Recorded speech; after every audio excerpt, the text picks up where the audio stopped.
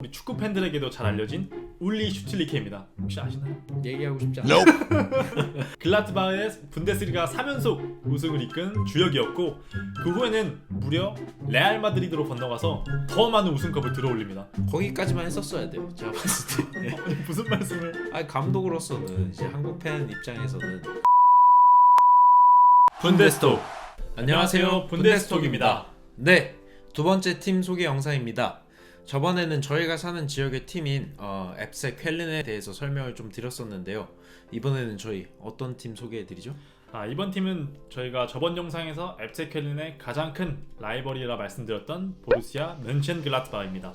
네, 맞습니다. 오늘 저희는 멘션글라드바흐의 역대 성적과 유명 선수들을 좀 간략히 설명을 드리고 최근 겪고 있는 심각한 부진의 원인 등 현재 팀 상황에 대해서 설명을 드려보도록 하겠습니다. 분데스톡. 우선 멘헨글라드바흐도 아주 명문 클럽이라고 할 수 있겠습니다. 63년도 분데스리가 출범 이후 이듬해 승격하여서 66 시즌부터 바이에른 뮌헨과 함께 분데스리가에서 활약을 시작했습니다. 네. 69, 70, 70, 71 두 시즌 연속으로 우승을 차지한 최초의 분데스리가 팀이기도 했고요. 그 이후에는 또 74년부터 77년까지 3연속 우승을 차지하기도 했었습니다. 네, 그때는 이제 얼마 전 운명을 달리한 게르트 밀러가 맹활약을 하고 있었던 그런 시기였음에도 불구하고 멘션글라드바흐도 여러 유명 선수들을 앞세워서 꽤나 괜찮은 활약을 보여줬었죠. 그 이후로도 꾸준히 이 상위권을 맴돌면서 강팀의 면모를 보여줬었는데 사실 여느 팀이 다 그렇듯 그렇게 꽃길만 계속 걷지는 않았습니다. 맞습니다. 98, 99 시즌에는 무려 리그 18위를 기록하면서 진짜 안 좋았죠. 네, 강등을 당하게 되죠. 00, 01 시즌이 되어서야 2부 리그 2위를 기록하면서 다시 한번 승격을 하게 됩니다. 네. 그 후에는 다시 강팀의 모습을 보여줬는데 2004년부터 저희 한국 팬들에게는 익숙한 얼굴인 딕 아드포카트 감독이 지휘봉을 맡게 됩니다. 아동복 감독이라도 불렸죠. 아동복 감독으로 유명했었습니다. 네. 그런데 이제 그분도 이제 다시 1년 만에 떠나가시고 그 후에 이제 뮌헨 팬들에게도 너무나도 많은 그런 좋은 기억들과 추억들을 선사를 해주었던 유프 하인케스 감독이 다시 한번 감독 자리로 돌아오게 됩니다. 그런데 바로 강등을 당했죠. 네, 이제 유프 하인케스가 멘션글라드바흐의 그런 레전드 선수인데 이제 팀 레전드에게 구해달라 손을 이렇게 내밀었는데 바로 낭떠러지로 밀어버렸죠. 그래도 멘헨글라드바흐는 이듬해 바로 2부 리그 우승을 차지하면서 다시 한번 승격을 하게 됩니다. 네. 그 후에는 좀 계속해서 힘든 시즌을 연이어 이어가다가 2011년 파브르 감독이 부임한 이후부터는 우리가 잘 아는 그 강팀의 멘헨글라드바흐의 모습을 작년 시즌까지 꾸준히 보여줬습니다. 분데스톡. 네, 파브르 감독은 이제 전 도르트문트의 감독이고 맞습니다. 이제 현 도르트문트 감독인 마르크 로제 감독이 19년도에 멘션글라드바흐에 부임을 하면서 챔피언스 리그도 나가고 굉장히 잘 나갔던 그런 멘션글라드바흐를 만들었었는데요. 이번 시즌부터는 전 프랑크푸르트 감독이었던 아디 위터 감독이 지휘봉을 맡으면서 지금까지 이어져 오고 있는데 사실 지금 멘션글라드바흐는 오랜만에 상황이 정말 좋지 않은 그런 상황이죠. 맞습니다. 이번 겨울 휴식기 전에 치러진 5경기에서 4연패하고 1무를 기록하면서 분데스리가 순위 14위에 위치하고 있습니다. 최악입니다, 진짜. 아주 최악이죠. 승점 19점으로 강등권인 16위 슈투트가르트와는 네. 단 2점 차이밖에는 나지 않는 상황입니다. 강등권이죠. 그래서 강등권이라고 강등권이라고 보시면 봐야죠. 사실 쾰른 영상 때 좀 이렇게 놀릴 때만 해도 이 정도까지 추락을 할 줄은 몰랐는데 저랑 같이 멘헨글라드바흐랑 슈투트가르트 경기를 직관하러 갔는데 차로 왼종일 욕했습니다. 자기가 뛰어도 저거보단 잘 뛰겠다면서. 근데 그날만큼은 그 슈투트가르트와의 그 경기만큼은 근데 본인도 같이 웃겠잖아요. 인정합니다. 같이 이렇게 필드 뛰고 싶다라고 생각할 만큼 그 정말 답답한 경기력으로 그 90분 내내 일관을 했었습니다. 그리고 제가 그날 같이 봤던 그 모든 관중들의 마음의 소리를 들었어요. 어떤 소리? 내가 뛰고 싶다. 저딴 식으로 할 거면 내가 돈 내고 여기 왜 앉아 있나? 정말 쾰른 사람 아니랄까봐 멘헨글라드바흐를 무지하게 싫어합니다. 무지하게 싫어해요. 싫어하지 않아요. 제가 제일 좋아하는 그 독일 선수가 최애 선수가 바로 마크 로이스 선수인데. 지금 멘헨글라드바흐 영상이. 도르트문트 저지긴 하지만 마크 로이스 선수가 이제 멘션글라드바흐 출신이잖아요. 근데 로이스 하면은 이제 멘헨글라드바흐보다는 이제 도르트문트의 레전드라 할 수 있지 않을까 싶은데요. 사실 메넨글라트바의 가장 유명한 선수 하면은 좀 전에 저희가 감독으로 설명드렸었던 유프 하인케스를 꼽을 수 있겠습니다. 네, 그렇죠. 사실 이제 리가에서 득점왕도 2번이나 했었고 챔피언스 리그의 전신이라 할 수 있는 이 UEFA 컵에서도 득점왕을 2번을 하면서 골을 굉장히 잘 넣고 많이 넣는 그런 선수로 기억이 되고 있는데요. 그 증거로 이제 분데스리가 역대 통산 득점 220골로 그 순위 4위도 이렇게 기록을 하고 있습니다. 감독으로선 바이에른 뮌헨에서 이제 뭐 트래블까지 기록을 하는 등 대단한 명장이죠. 엄청난 명장이었습니다. 네. 분데스토 공교롭게도 유프 하인케스와 같은 시기에 명하락을 했던 선수가 바로 우리 축구 팬들에게도 잘 알려진 울리 슈틸리케입니다. 혹시 아시나요? 얘기하고 싶지 않아요. 이 울리 슈틸리케는 글라트바흐의 분데스리가 3연속 우승을 이끈 주역이었고 그 후에는 무려 레알 마드리드로 건너가서 더 많은 우승컵을 들어올립니다. 정말 선수로서는 깔 게 하나도 없었던 레전드였죠. 거기까지만 했었어야 돼요. 제가 봤을 때. 아니 무슨 말씀을? 아니 감독으로서는 이제 한국 팬 입장에서는 그런 저는 언급하고 싶지도 않아요. 알겠습니다. 사실상. 근데 그래도 메넨글라트바흐 영상인데 그래도 얘기는 해줘야 되지 않을까 싶네요. 알겠습니다. 근데 이 슈틸리케보다 더 이상한 사람이 한 명 더 있습니다. 가능한가요 그게? 가능했습니다. 그 당시에 네. 바로 퀸터 네처가 그 주인공인데요. 네. 슈틸리케가 활약하기 전까지 메넨글라트바흐의 바로 슈퍼스타였습니다. 퀸터 네처는 패스 마스터로 불렸었는데요. 실제로 이 독일 언론에서 토니 크루즈 선수를 이 퀸터 네처 선수에 비유하기도 했었습니다. 교수님. 패스 마스터 교수님. 아 근데 도라이 기질이 상당했었죠. 혹시 경기 당일에 선수들이 어떻게 경기장까지 이동하시는지 정확히 알고 계시나요? 다 같이 모여서 이제 버스 타고 가서 팀으로 모여. 보통은 그렇죠. 네. 팀 선수면. 근데 이 퀸터 네처 선수는 자가용 페라리를 이용해서 경기장에 혼자 이동합니다. 무려 페라리.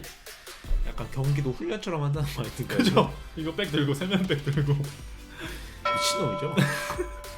하지만 더 압권인 사건이 있었습니다. 1973년도인 이 메넨글라트바흐와 앱세켈린의 결승전에서 바로 이 퀸터 네처 선수가 연장전까지 제일 두껍게 달고선 참다 못한 나머지 감독에게 가서 나는 이제 정말 못 참겠다. 나는 무조건 들어가야겠다. 셀프 교체를 시전하고서는 무려 3분 만에 연장전에서 결승골을 넣게 됩니다. 도라이였는데 실력이 좀 있었던 도라이였죠. 그 정도면 이제 조기 축구에서 저기 뒤편에서 막걸리 좀 슬 째리다가 나도 이제 몸 좀 풀어봐야겠다. 나도 볼 한번 차볼까 하고 쓱 들어가서 지 멋대로 그냥 딱 들어가가지고 얻어 걸린 볼 딱 거의 그런 개념이죠. 그런 식이었습니다. 여러분 독일인들이 그렇게 규정 잘 지키고 질서 잘 지키고 예의 바르다 이런 선입견은 넣어주세요. 노코멘트 하겠습니다. 넣어주세요. 분데스토. 그런데 좀 이제 최근 선수들 중에서도 유명한 선수들이 꽤 많지 않나요? 약간 예를 들면 여기 있는 자꾸 로이스를 집어넣으시고 이제 최근 2010년대 메넨글라트바흐의 레전드는 바로 공격진을 이끌었던 하팔 선수를 꼽을 수 있겠습니다. 우플백 하팔? 아니 그 맨유의 하팔 선수 말고요. 그 뽀글뽀글 하팔 선수 말고 그 메넨글라트바흐의 하팔 선수였는데 이 선수도 브라질 선수입니다. 네. 이 선수는 제가 2017년에서 19년 사이에 메넨글라트바흐의 경기를 직관을 좀 갔었는데 그 당시만 해도 팬분들이 상당히 많이 하팔 저지를 입고 있었어요.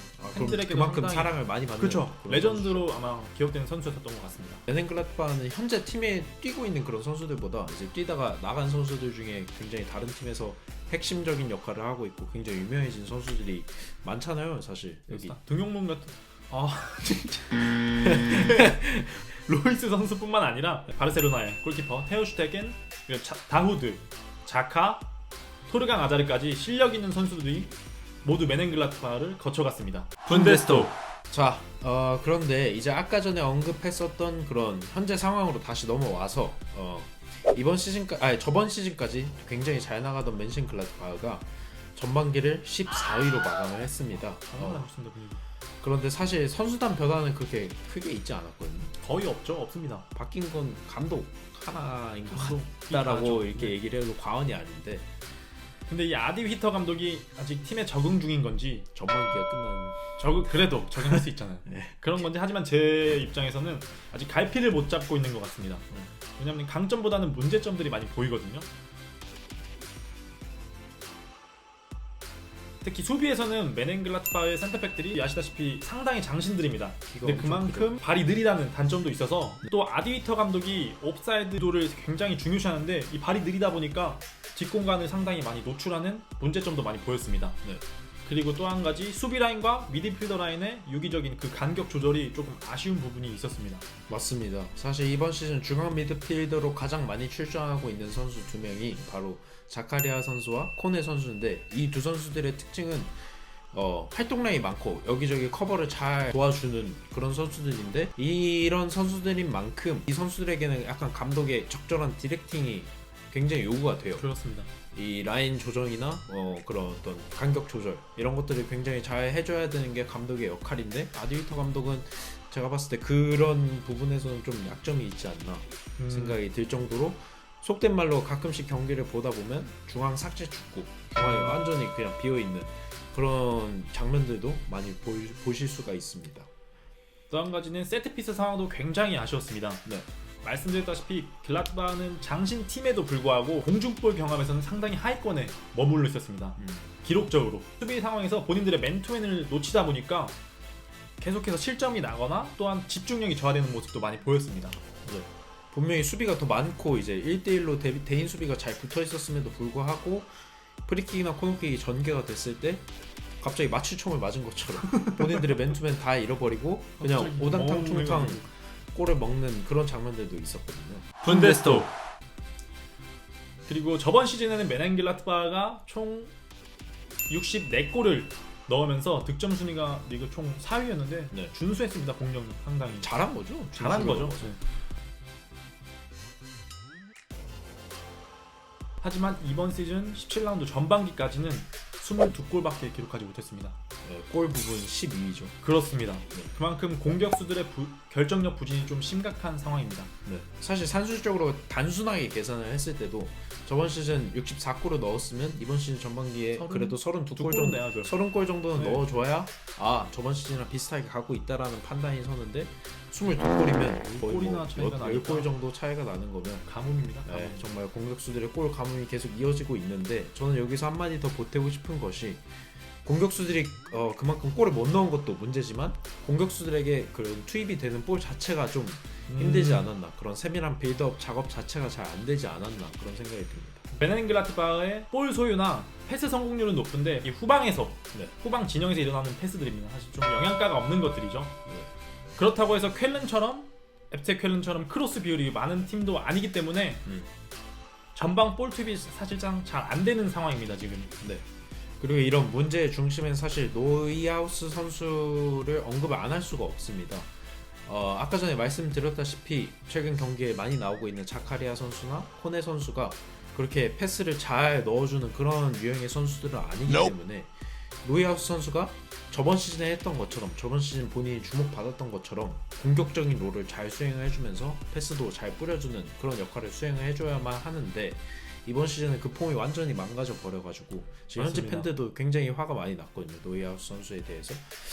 그렇기 때문에 지금 더더욱 문제가 계속해서 커지고 있는 것이지 않나 싶습니다. 분데스토. 네, 이렇게 팀 상황이 좋지가 않은데 설상가상으로 계약 문제도 심각하죠. 맞습니다. 수비의 핵심 마티아스 긴터와 중원의 살림꾼 데니스 자카리아 선수가 이번 여름에 모두 계약이 만료가 되는데 이 두 선수 모두 자유계약으로 떠나는 것이 확실시 되었습니다. 네, 사실 그 두 명의 선수가 정말 팀에 필요한 선수들인데 그 선수들이 떠나게 되는 것이 이제 오피셜하게 나왔죠. 맞습니다. 제가 봤을 때 지금 팀 꼬라지 보고 빤스랑 치는 게 아닐까. 말씀이 너무 심하긴 하지만 조금 합리적인 의심을 해봅니다. 그렇죠.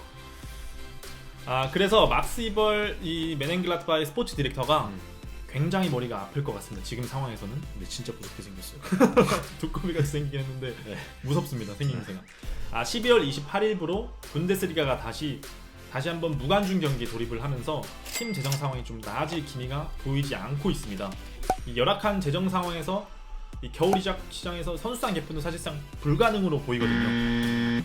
제가 막스 이벌이나 아디위터였으면 아마 매일 밤 아니면 뭐 낮부터 소주 2병 정도는 까야 뭐 골머리가 살 수 아파가지고. 있지 않을까. 그래서 순위도 안 좋지. 네. 마음이 이미 좀 떠났을 수도 있는 이 두 선수 또 다른 선수들을 데리고 반등을 해야 하기 때문에 최우선적으로 팀 분위기 재편에 집중을 해야 할 것 같습니다. 그걸 위해서 가장 좋은 해결책은 이제 저기 성남에 계신 나미리 형님 수석 코치로 빠따 얘기 지금 빠따 와가지고 그냥 정신 못 차려. 빠따는 여기 절대 안 됩니다. 빠따 동물.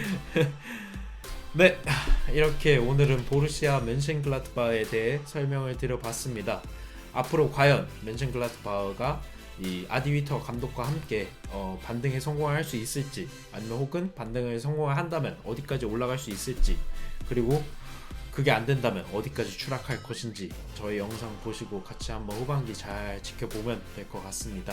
감사합니다. 좋아요, 구독 잊지 말아주세요. 감사합니다.